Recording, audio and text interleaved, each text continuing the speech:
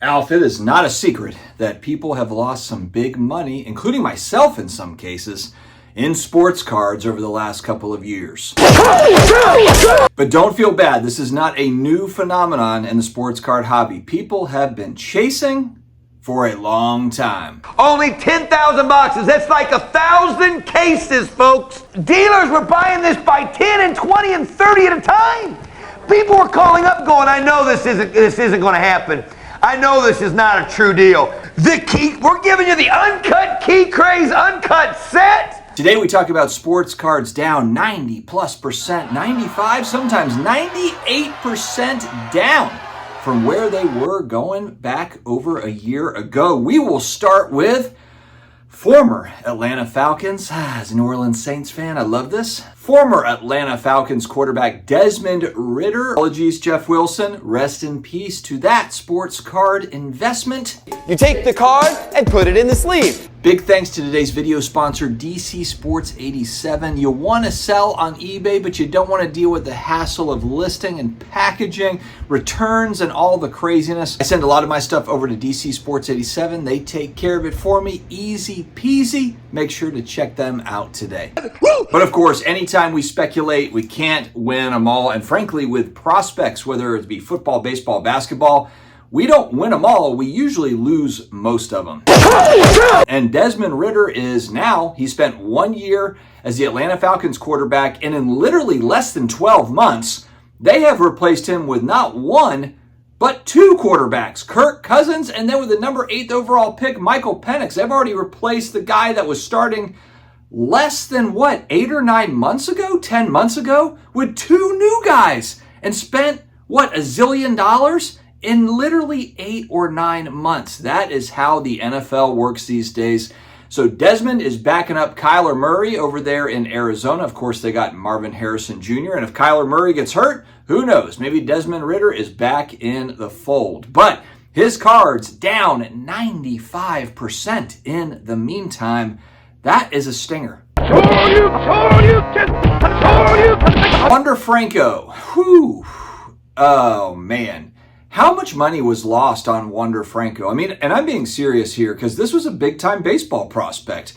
There was some very expensive Wander Franco cards. I think Wander Franco is it completely showcases how not only just injuries or bad play can sink your card prices, but also just stupid life decisions. So not only are you up against performance, you have to hope that there's not a freak injury, a la Bo Jackson going back, 30 years now? This guy was an absolute force, and in a snap of a play, in a single second, he has a freak hip injury, and his career is over. He is never the same again. So not only is it bad performance, not only is it freak injury, but then you got to hope that these guys don't do anything completely moronic, and Wander Franco did, and it doesn't look like he's ever going to play Major League Baseball again, and his stuff basically is worthless. We got a 1987 Fleer factory set. We'll stay on baseball, and this next one is actually kind of interesting, and I would like some feedback from viewership. Casey Schmidt for the San Francisco Giants. He is down 90+% over the last year. 2020 Bowman draft products, big expectations, but largely has underperformed. But I keep on reading. I was looking back like, what happened with this guy? Why the huge drop? And basically, there's folks that are saying like, hey, this guy could bounce back. Similar people have kind of started slow in the majors. So I actually would like to know from you all, is this guy possibly a buy? Again, I'm not a baseball card prospector, but just seeing how far down the prices have come, is Casey Schmidt somebody that could bounce back, have a decent career, and prices bounce back? Or is there more to the story here that I'm just missing, and maybe it's just like, stay away? Next up, everybody remembers this guy, Mac Jones. Talk about a swift kick to the nuts. Those that have been in the hobby the last few years, you remember Mac Jones had the Don Russ rookie card. The first PSA 10s came out, and insanely, there was a few sales in the few $1,000 range. I think this is literally like a $10 card now. Mac Jones really had no help in New England whatsoever. No line, no offensive playmakers. I don't know if Belichick just thought that like everybody is Tom Brady and can just do Tom Brady things. And I know you might say like, oh yeah, well Tom Brady had a great supporting cast. He did at times, but he also was able to improvise and make things happen with, frankly, not really much for offensive weapons. He did have great defenses, but Mac Jones just really didn't have much of anything. Outside of his rookie year, where he actually did pretty well and the defense was pretty good, outside of that, literally, they just kind of threw him out there to die, really. And so Mac Jones now is backing up T-Law in Jacksonville, which is kind of interesting because T-Law, I mean, you look at that guy. The Rolex wearing. The first year, of course, he had bad coaching or, kind of weird coaching. And so that was the excuse, like, slow start, bad coach.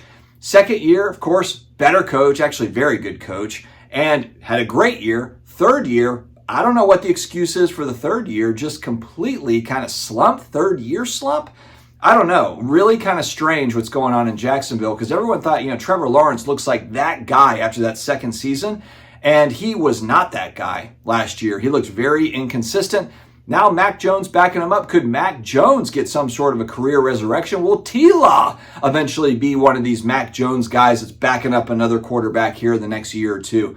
I mean, they don't give a long leash for these guys. They really don't. I mean, the Desmond Ridder example, I think, just says it all. The guy was literally a starter 8 months ago, named the starter, and now was supplanted by two guys. One they paid $1 zillion to in Kirk Cousins, and Michael Penix, who's there just, I guess, in case Kirk Cousins gets hurt or to develop and so forth. So the timeline that these guys have to prove themselves is about this big these days. It is very, very small. You literally have a season, maybe less, to show that you can play, and if not, then you get the boot. So Mac Jones down 95%. Will he be able to make a comeback in Jacksonville or elsewhere? And you might be thinking, as hockey card collectors, oh, well, we're hockey card collectors. Everything is safe here. Well, you would be wrong, my friends. Hockey, Eric Kalgren down 95%. Yes, I will say these names wrong. Brant Clark down 95%. Nils Hoglander down 95%. And Peyton Krebs down 94%. Hockey card collectors, you can let me know in the comments what happened with these names. Did they retire? Did they get injured? They just didn't play as well as thought? Something happened, obviously. I just don't follow hockey cards, and I'm not going to pretend like I'm a hockey card expert. School's closed. It's a holiday, you dumbasses.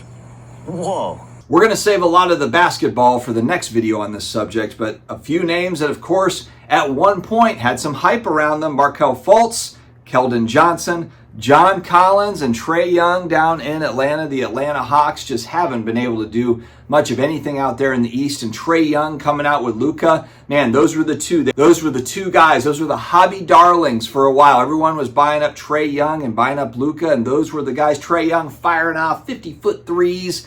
And now he's just another three-point shooter in the league, frankly. I mean, I know people say, like, he's better than that. I get it. He's a good scorer. But everyone shoots threes now. So it's just kind of like, okay, you're a three-point shooter.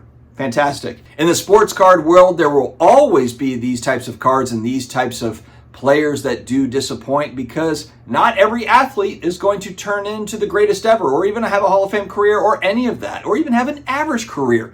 There's going to be a lot of guys that are hyped up that frankly just never even start in these leagues. The complete time warp set.